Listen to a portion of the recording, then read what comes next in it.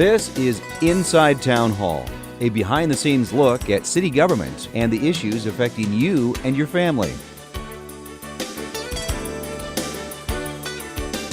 Thank you for joining us for this episode of Inside Town Hall. I'm your host, Madeline Shields.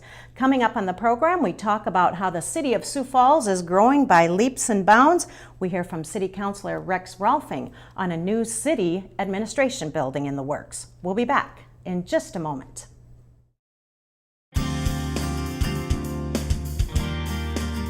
Hi, I'm Dr. Banworth with Falls Community Health. At the beginning of this school year, I just wanted to remind all parents and students of the importance of updating those vaccines. South Dakota law actually requires that all students have updated immunizations prior to entry into school. Vaccines help to protect us against potentially life-threatening infections that are spread from person to person. These include meningitis, pneumonia, chickenpox, influenza, and many more harmful diseases. Contact your primary care physician to learn more about the vaccines required for school and get your child immunized against potentially life-threatening diseases. Well, the City of Sioux Falls is growing by thousands of residents every year. And joining me is City Councilor Rex Rolfing, and his guest is Sue Quanback-Etten, the Director of Central Services. Thanks for joining us. We're going to talk about what do we need in terms of space for employees in the City of Sioux Falls. Well, as you said, we're growing quite a bit each year, thousands of people, 3,000, 4,000, 5,000 people each year. The number of employees that we're going to need as a city to keep up with services that people expect and want is going to grow also. That doesn't mean that we're going to expand city government. It just means that to keep where we are right now, we need to have space to house those people. We need to hire people, and we need to continue to give them someplace good to work. I point to a statistic that was brought out that I believe since 2010, we are at 71 employees per 1,000 of people. So we're not expanding government. It's staying about the same, but we need to grow the number of employees just to keep going and keep the same kind of services available to people that we give now. Very important for city government to be able to do that. And this is not a new concept. We've been talking about this and considering more space needs. Can you tell us a little bit about that, Sue? There have been two formal space needs studies that were completed in the last 9 years. One was in 2007 with Mayor Munson. They did a full study of City Hall and the office space there, and many of those recommendations were completed, and they involved a lot of movement of staff from City Hall to the City Hall Annex. Most of my staff, for example, is in the City Hall Annex now, where many were in City Hall. The people that were in the Annex now are over in the Health Department building where the Multicultural Center is. So a lot of movement was done as a result of the 2007 study, and then 2012 we did our own study because we were maxed out of space. So in 2012 we hired an architectural firm to assist us with that endeavor, and spent about 4 months completing that study, interviewing all of the management in all of the departments that are within City Hall and the Annex to determine, first of all, what should be our short-term fix. Because, like I said, we had no room for growth in City Hall, and we needed to hire some more employees. Where were we going to put them? Mm-hmm. So the result of that study was a 3 to 5 year interim plan, which was to lease space in the downtown area as close to City Hall as possible. We were lucky enough to get a building directly to the south of City Hall, has about 7,200 square feet, and we moved several of our very smaller divisions out of City Hall, the attorneys and community development and HRC, to allow us to free up a little bit of space in City Hall so that we could do some renovation. So that was the next thing that we did. Over the last 6 years, we have invested many millions of dollars in City Hall. It's an 85-year-old building. Wonderful bone structure there, but it needed a lot of updating. We replaced the HVAC system, the boilers. We sprinkled the entire building. We tuck pointed the entire building. Replaced the elevators, put in energy efficient lighting. So we did a lot of upgrades. And then in terms of remodel, we totally remodeled ground floor and second floor. We ripped out drywall everywhere we could to open up the space to maximize the space that we had in City Hall. So that took us several years, and in the meantime, we have been leasing space since 2013 just to get by. Well, any business owner knows that when they have growing pains, there's always that, how are we going to fit in more staff to, complete what we need for our business? What are some of the challenges you're seeing when you have employees who work in the same department in different areas of town? That's something that I've been a big proponent of, that many times we have departments in different parts of town, like you said, or different office buildings. And in my professional career, I know that when I was able to collaborate, go to Madeline and say, Madeline, we got a problem, or can you help me with this situation? Rather than sending an email, which may be answered, may not until tomorrow, the next day, or make a phone call, which goes to voicemail. It works so much better, and it's so much faster and working face to face, especially when you've got departments that are split up. If you got, for instance, the engineers we're talking about coming over to a new building, they haven't been together, and we need to get them together, because if one guy's got a problem with this or this, that kind of thing, we work together and bring that to bring about a good solution. Yeah, let's talk about some of those areas where departments are split up, and how does that affect the citizens of Sioux Falls when they're trying to get a problem solved? Sue, I'll let you, that's your expertise. So the thing is that right now, in Public Works is the best example. They're in about a half a dozen different locations. Utility billing is out by the Arena Event Center complex. We'd like to get them either closer to where the rest of Public Works is, or in the same place, ideally. And they're in 3 different floors of City Hall right now. We have Public Works admin is on first floor, engineers are on the second floor. And then unfortunately, we actually have some engineers in the basement of City Hall. We got about a dozen down there because we just don't have any other place to put them. So that's where collaboration is not as easy, because you're spread out in different places, and that's why we came back to we researched over 20 different properties, looking for, first of all, is there any place that would give us 12 to 15 to 20,000 contiguous square feet available?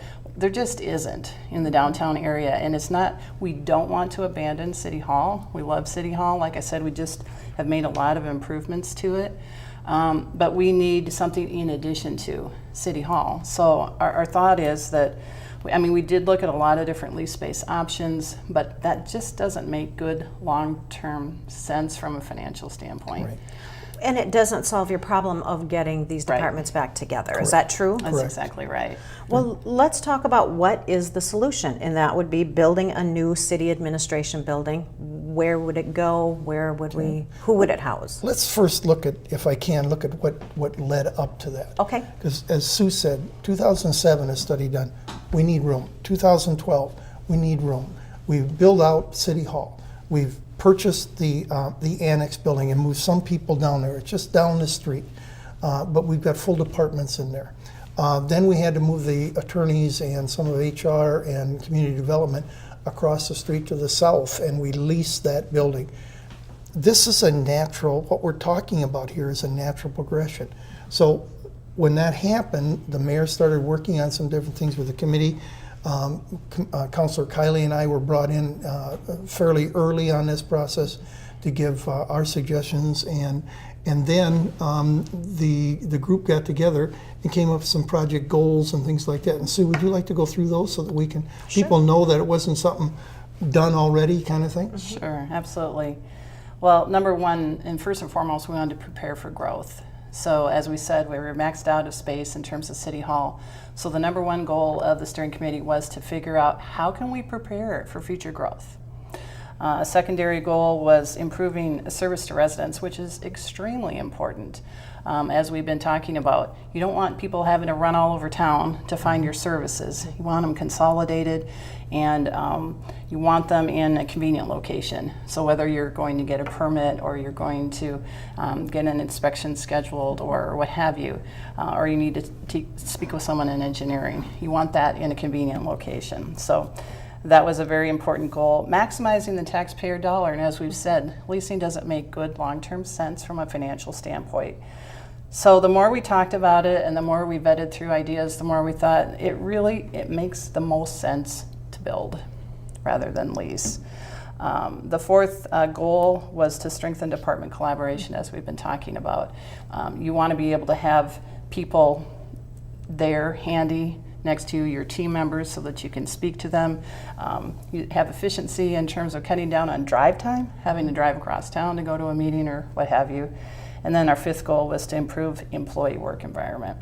As I said, we've got some engineers in the basement of City Hall, like I said, which is not ideal workspace. We really want to provide a safe and secure and quality work environment for all our city employees. Yes, they deserve that. They will expect it, and they should expect it. So the studies for space needs have been going on for almost 10 years. Where do we go from here after studying and studying and studying? Well, as I said, we've come up with the idea. Sue mentioned location. Sue also knows that this is not my first choice as a location, but the choice I picked would have been very, very expensive and was voted down, and rightfully so. Well, and let's go back a little bit, and if people aren't familiar where the location would be, what are we talking about? We're talking about north of the parking ramp on 9th and Dakota, which is directly across from the Central Library to the west. So it'll go directly north of that. It'll tie into the parking ramp, so people will have convenient parking and be able to go right to work from there. And there's plenty of room for growth. We are not taking the whole lot that we already own. Plus, we can make a very nice park-like atmosphere with Van Epps Park there, which was something we wanted to do, is to improve the visibility and the niceness, if you will, of Van Epps Park. So we're talking about the parking lot area right now, just north of the downtown library. Across the street Across to the the west. Street. Okay, and so it would also be close to the county administration building. Why is that a convenient location? Why should the city administration building be close to the county administration building? There are many times that we're doing joint things, et cetera, that it would be good to be able to be closer. And the thought is that we've kind of got a corridor there down Dakota, starting at City Hall, or even starting at Carnegie. And moving north, we've got basically all government property, if you will, or a majority of it is government property that can be then used. People can get fairly close to each other. Okay. Yeah, and if you look at it, it's a natural progression. Like I was saying, we start with City Hall, and we grow. So we buy that building to the north of us, the annex building, and move departments in there and do that. And we haven't grown, or we have grown, continue to grow. So we end up having to lease the building to the south. And this is just another step in the progression in the city of Sioux Falls. As we get bigger, services are needed. Okay. Anything you'd like to add to that? Well, I would just say in 2007, during Munson's administration, they purchased this parcel of land, and this was one of the ideas that they had. And they said, well, in the meantime, let's build a service lot there, or at least we can get use out of the land for the time being. But the original intent was to build a new building there and have that be in addition to City Hall. I mean, it's right next to, adjacent to our city ramp there, in Dakota, and then it's just ideal in terms of the downtown corridor for government buildings. Okay. Exactly. Well, at this point, we're going to take a break, and when we come back, we're going to find out what's next in this process. We'll be back in just a moment. 30 seconds. It's the amount of time this public service announcement will last, and it's the amount of time on your commute that you may be slowed down in a cone zone. These city employees are working hard, and all they ask in return are two simple things. Number 1, stay alert. Number 2, slow down. They all want to get home to their families too, and your patience is greatly appreciated. When you see amber flashing lights or orange traffic cones, stay alert and slow down. Welcome back to Inside Town Hall, where we are visiting with City Councilor Rex Rolfing, and his guest is Sue Quanback-Etten, the Director of Central Services. Thanks for coming back with us. And now we're talking about building Could I interrupt you for 1 sure. second? I need to make a correction that Sue pointed out to me that I knew was wrong when I said it. When I said there were 71 employees per 1,000 people in Sioux Falls, it's 71 per 10,000. So 71 makes a big people, difference. Big difference. 71 people are servicing every 10,000 people in Sioux Falls, which is a very low number compared to most cities. Sure, okay, we will note that. But we are talking about building a new city administration building at the corner of 8th and Dakota in downtown Sioux Falls, across from the downtown library. Let's talk a little bit about, you've talked earlier in the program about how you studied this on numerous occasions with steering committees. Where are we at now, and what do you hope to see in the near future? Well, the council has passed the bond issue, and we are moving forward with that at this point. There are some other things that may or may not happen during this time. However, we are moving forward with the ability, if you will, with the program to be putting up this, sell the bonds and then build this new administration building. Let's talk a little bit about the building itself. What will it look like? What can we expect from it? Well, we went through a formal RFP process last summer. So it was April of 2015 when we came before the council with our recommendation, which is to build and on this location. And then we went through formal RFPs for engineering and architectural services, and then construction manager at risk. And so that took several months. I mean, it's a very good methodical way to go about it. And we picked our architectural firm, and we picked our construction manager at risk, went before council with each of those contracts last fall. And then we spent a lot of time working on the design and working with all the employees that would potentially be involved in moving to this new space. Spent about 4 months with numerous meetings with our architectural firm. And what we ended up with, I think, is a beautiful building with some nods towards City Hall in terms of the exterior look and feel, but also certainly new architectural elements as well. And what we really need is a very large footprint per floor, 20,000 square feet, which will fit perfectly in that location and also give us room for expansion to the north. So the building as designed is roughly 80,000 square feet, 20,000 in an underground parking level that will have 39 spaces, which we envision to be used for the occupants of the building. And of course, then they'll also need to park at the 8th and Dakota ramp, but we'd have a walkway that would attach. In that underground parking level, from a wellness perspective, we've had employees ask for many years to have locker room facilities and showers. So if people want to bike to work, they have a place to shower off and change before they go upstairs to their office.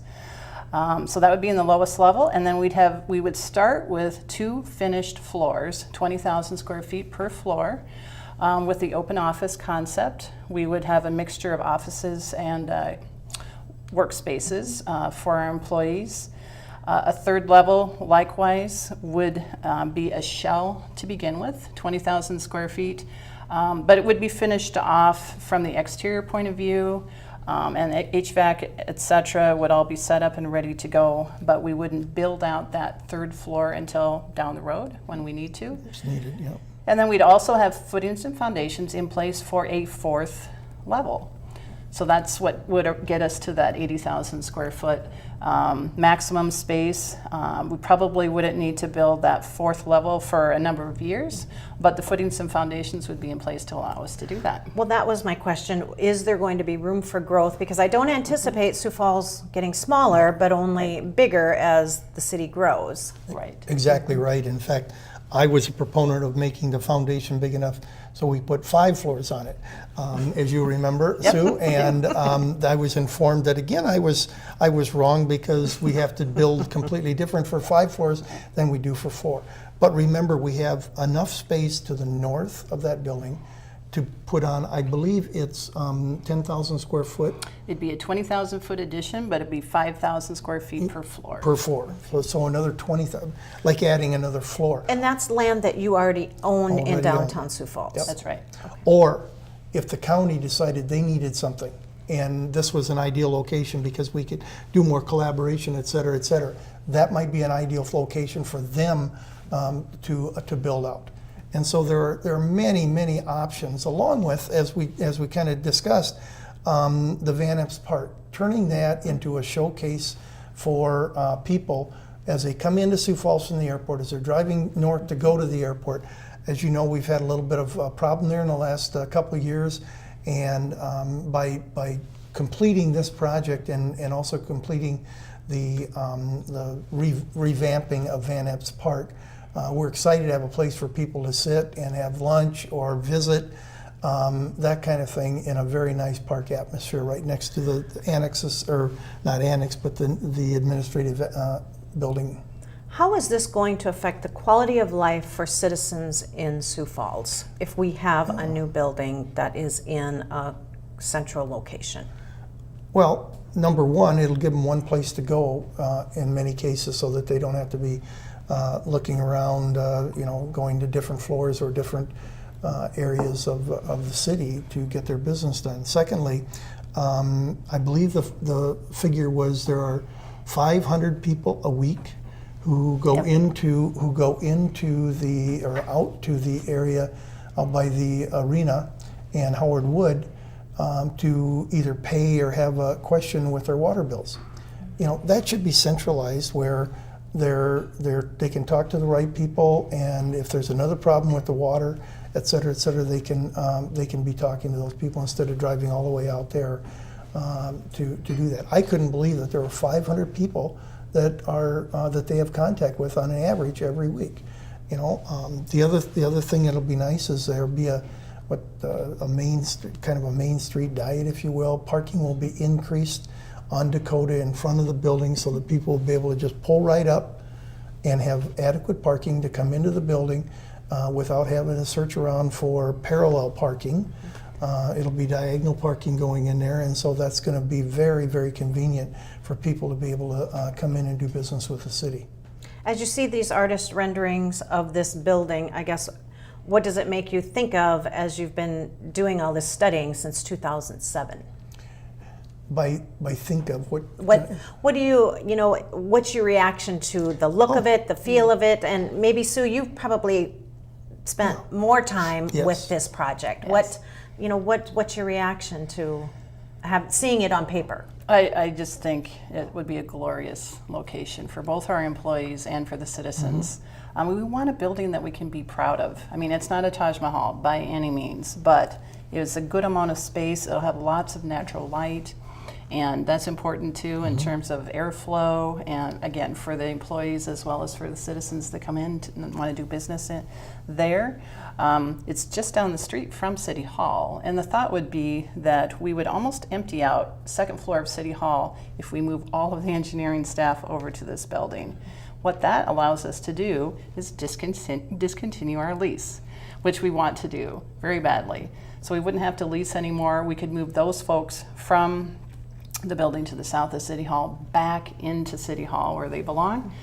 And then again, we'd have our services more consolidated that way. That was my next question. If you move employees into this new building, what happens to the existing City Hall? Well, that's where we would have, for those departments that are there, they will have some growth space too, which today they do not. Right. So would you bring other people who are scattered around the city back into those areas?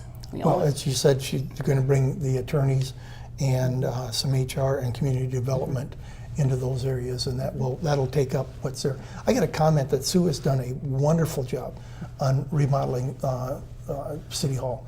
It is a huge job, but if you come into City Hall, you're going to see that we've recaptured some space that was really dead space before, and made it into nice office space, a conference room, that kind of thing. So we've been able to utilize almost every square inch of City Hall in new by remodeling it, and so we're stuffed. I mean, that's just what it amounts to.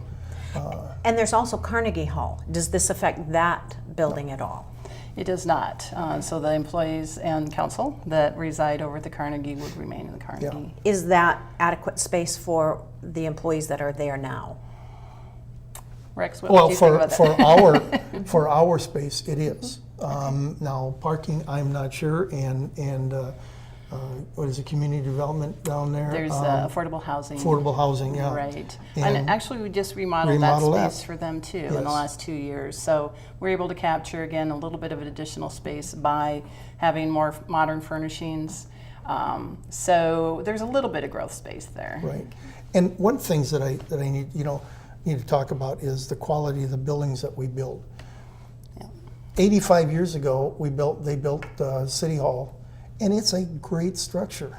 100 and some years ago, they built Carnegie. Still a good structure that we can keep up with, do the maintenance we need to do on it, and it's going to last us a lot longer than a lot more years. Mm-hmm.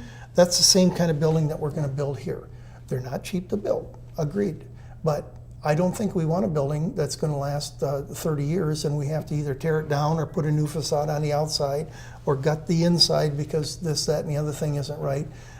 That's not the kind of building that we and I don't think that's the kind of people that our kind of building that people of Sioux Falls want us to build. Okay, so how much would this building cost and when can we expect it to be finished? Well, the amount of money that we are spent, we're guaranteed $21.9 million, will be no more than that because of the construction manager at risk program that we've done it under. I'm going to leave up to Sue talk about some of the timelines. So the bonds will be sold in October, and then we'll start we have our design ready to go, but there's a lot of other things that would have to happen after that before we would break ground. So we would have some pre-construction beginning immediately, site work, bid packages, all of that. The actual construction time from the time you would break ground to completion would be around 15 months. So that would put us somewhere in the vicinity of beginning of third quarter 2018. Okay. Yeah. Well, I guess we're going to hear more about this building as it progresses. If anyone would like to get a hold of you, how do they get a hold of you? They are very welcome to give me an email at rrolfing@siouxfalls.org. And you, Sue, if somebody have any questions about the construction?